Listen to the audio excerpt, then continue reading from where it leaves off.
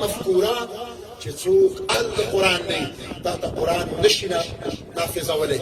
او دا خبر خو جرأت کوم. ګورئ ای ملت، که تاسې غواړئ چې په دې وطن کې ستونزې حل شي،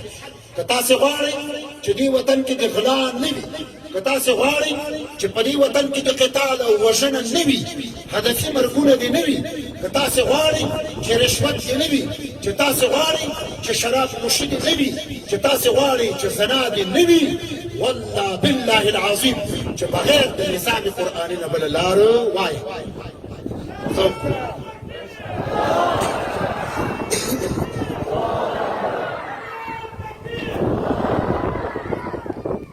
په جرأت سره وایي چېرته 10 شراب 10 لیتره شراب په افغانستان کې په یو میاشت کې استعمالیږي، 9500 لیتره اراکین دولتي، وزارت دفاع، وزارت داخله او نور ارګانونه د دولت په دې کې مصروف او مشغولي، هغوی پکې مصروف دي. 9,500 لیتره شراب او دا څومره زناګانو او فحشا کېږي چې کېږي، دې ته دروازه چا خلاصه کړې؟ تاسو د یو زاني دپاره حد ولیده، تاسو د یو زاني دپاره مجازات ولیده، تاسو یو زانیه مخه چا په دې ښار کې بنده کړه. دا زما مسلم حق دی د ازادۍ د بیان نه استفاده کړو، دا زما مسلم حق دی.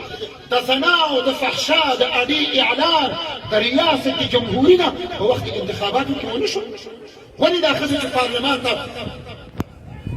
کاندیدې وي د دوی د زنا مسایل میډیا ته راولوتل چې په تلویزیون کې اعلان راځي، په هغې باندې جرم نشته، خو که مفتي نعمان خبره وکړه نو زه مجرم یم. دا یو بام او دوه هواګانې څوک منلی شي؟ سیاسي مبصر دی په صفحه د تلویزیون باندې دا خبرې کوي، لیکن د منبر د محمد عربي نه علیه الصلاة والسلام نه دې پابندي وي. دا حالات په دې وطن کې موږ ته قابل د زغملو نه دي. همدا وجه ده چې موږ یو مثبت انقلاب په دې وطن کې غواړو. موږ غواړو چې صلح د دې وطن ته راشي، دا اوسني کوم حالات زبون او ذلیل او یو تور داغ زمونږ د تاریخ په پاکه ډنډه باندې پروت دی، دا موږ هېڅکله نشو زغملی. موږ که تاریخ لرو خو د دین تاریخ لرو، موږ که تاریخ لرو د غزا تاریخ لرو، موږ که تاریخ لرو د جهاد تاریخ لرو، موږ که تاریخ لرو د علم او فرهنګ تاریخ لرو، موږ که تاریخ لرو د ویاړونو تاریخ لرو. موږ زبون، نجس، د ذلت، مذلت، د پستۍ، د دناعت تاریخ نه لرو، موږ د فحشا تاریخ نه لرو، او موږ افغانان هغه تاریخ معادول غواړو، هغه تاریخ معادول غواړو. د حالات د زغملو وړ نه دي. دا کوم حالات چې په سیاسي لیول باندې روان دي دا شیطاني سیاست دی په افغانستان، دا اسلامي سیاست نه دی. زه نور د رهبر بنده نشم جوړېدلی او تا ته دا جرأت در کومه په دغه عزم باندې ټینګ شه. پرېږده د رهبرانو خبرې پرېږده، طلاق ورکړه دې رهبرانو ته. ای خوار افغان، دا خبر واوره ورادیږ شه. زما دا حق دی چې تا ته دا بیان ورسو، او ستا په ما دا حق دی چې زه تا ته دا بیان وکړم. پرون هم ته شهید شو، پرون هم ته زندان کې پروت، پرون هم ته مهاجر شوې، پرون هم محتاج وي، بې کوره وي، بې وسه وي او بې بسه وي، او دوی رهبران دوی په بنګلو کې وي، دوی مالداران دوی زمامداران دي. نن هم ته شهیدېږي، نن هم ته بې کوره یې، نن هم په تا بمونه ورېږي، نن په تا باندې د بمونو مور پرېوتل کېږي، لیکن دوی بیا هم رهبران دي. ځینې پکې مړه شو، لاړه په همدې مردار اقتدار کې د منځه لاړه، زامن یې د سیاست بازۍ ته راووته، هغه ته هم ته رهبر وایي. ولې تا کې د رهبرۍ استعداد نشته، په تا کې فهم نشته، په تا کې درک نشته. بغیر د دې 4-5-6 رهبران نه بغیر د دې نه علاوه په دې افغانستان کې څوک په سیاست نه پوهېږي، څوک په دین نه پوهېږي. بیا دا خبره تکراروم، یو ځای کې مې کړې وه په چا ښه لګي او په چا بده لګي. حکمتیار په خپله مخه روان دی، سپین ږیری شو، اوس یې زوی رامخکې کړی دی. رباني لاړه، خدای ته به جواب وایي. د هغه اوس زوی میدان د سیاست ته راوتلی دی، او دوستم هغه دی مردارېږي که خیر وي. یو بېعقل زوی رامخکې کړی چې د افغانانو دپاره شرم دی، یو ښکلې لفظ او جمله هم د خولې نه نشي راوښکلی، ته ورپسې روان یې.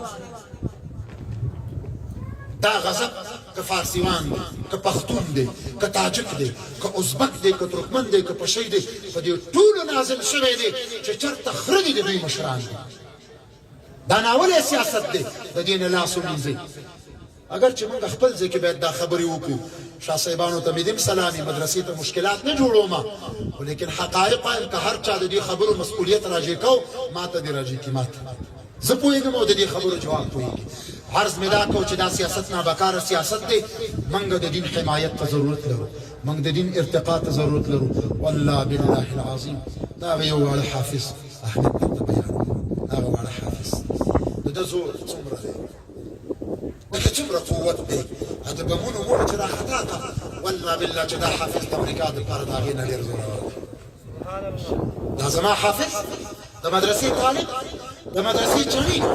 دا د هغه بم نه د اټوم نه ډېر زورور دی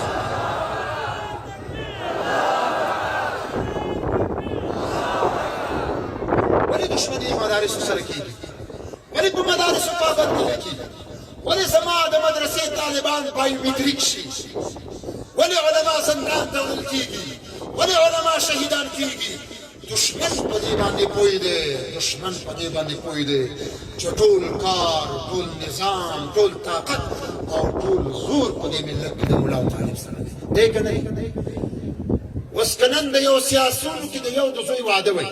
او تاسو ټولو ته کارډونه رالیږلي وي په ایمان ووایي تاسو ورته تاسو یې غوښتلي تاسو راجمع کولی شي تاسو ته کارډونه نه دي راغلي ولی الله باچا صاحب حفظه الله یو فقیر سړی د مسافر ژوند تاسو په دې کلي کې تېروئ لیکن احساس یې د دې ملت سره دی زه په دې پوهېږم چې زما په زړه کې درد دی ما سره ستا فکر دی ما سره ستا غم دی تاثیر په تا کې پیدا شوی دا زما سره تړاو دی ته د مدرسې مدافع یې دنیا دې په دې پوه شي چې د دوی دسیسې د اوسه شنډې دي زموږ په مقابل کې زموږ د مدارسو په مقابل کې دا مدرسې به ارتقا طرف ته ځي دا حالت به بدلېدو والا دي عن قریب بدلېدو والا دي موږ وایو چې د دې ملک د نجات دپاره د اسلام د نفوذ دپاره ستا دا چوکۍ زر کړه چې قرباني پکار ده ته نور زموږ په کار وایه زموږ په کار تکبیر زنده‌باد اسلام زنده‌باد علمای حق من ته آرامش پکار ده من ته سوله پکار ده من ته دین پکار ده من دا قتل ختمو من دا وینه تویېدل بندو من اسلام غواړو زموږ د دین سره تړاو دی زموږ دا سرونه د قربانۍ دپاره آماده دي یو مثال پرې شوم د انشاءالله یو مختصره خبر تاسو ته کوم مثال مې دا و چې یو سړی د غرونو نه راغلی چرته جومات او ملا او جمع او مونځ نه ولیدلی چې راغی ملا ولاړ مخکې او صفونه ورپسې شاته ودرېده چې دا څه کیل دی هلکه دا خو مې نوی شی ولیده ملا صاحب الله اکبر رکوع ته لاړه خلک هم ورپسې ولاړل بیا راپورته شو سجدې ته راښکته او پورته خو د ملا په حرکت باندې خل حرکت کوي دې کوچي ویلې چې هر فساد دی په دې مخکیني سړي کې دی ټول کار په ده کې دی والله بالله العظیم امریکا او کفار په دې پوهېږي چې اسلام او زموږ د زوال د ملا سره کنه دومره دشمني به د ملا سره دا مستحیل د عالم دي غمخواران د عالم دي عزیزانو دې ته په سپک نظر مه ګورئ په آخر کې